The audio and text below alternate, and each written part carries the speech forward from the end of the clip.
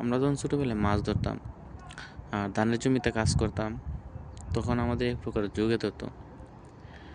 এই যুগগুলা কীভাবে আমাদের রক্ত শোষণ করতো আমরা বুঝতে পারতাম না, যে এই যুগগুলো আমাদের রক্ত শোষণ করতেছে।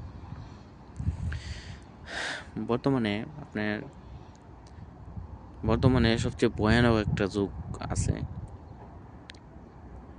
যেটা হচ্ছে থার্ড পার্টি ভেন্ডর, যা আমরা সাপ্লাই বলে থাকি আর কি।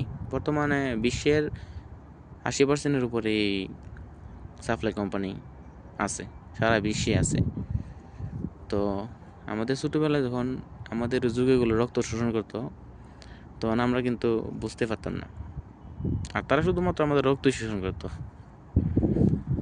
কিন্তু বর্তমানে এই যে থার্ড পার্টি নামক সাপ্লাই নামক যে মানুষরূপী যুগগুলা, তারা আমাদের শারীরিক, মানসিক আর অনেকভাবে আমাদের শোষণ করে থাকে, কিন্তু আমরা কিছু বলতে পারি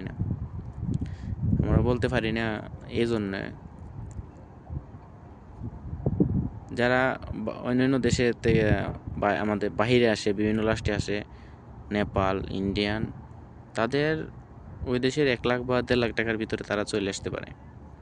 কিন্তু আমরা যারা বাংলাদেশে আছি, সেই বাংলাদেশে প্রায় সর্বনিম্ন 4 লক্ষর কমে কেউ আসতে পারে না। তো আমরা আসার পরে আমাদের যে অত্যাচার বা মানবরূপী যুগের যে অত্যাচার হয়, আমরা কিন্তু নীরবে সহ্য করা লাগে। অনেক প্রবাসী আছে যারা বাবার ভিটা বাড়ি বিক্রি করে, মায়ের গহনা, শেষ সম্বল বলতে ভিটা বাড়ি বিক্রি করে তারা আসে। আসার পরে এই অত্যাচারগুলা তারা এই জন্য সয়ে যায়, এজন্য মুখ বুজে সহ্য করে নেই।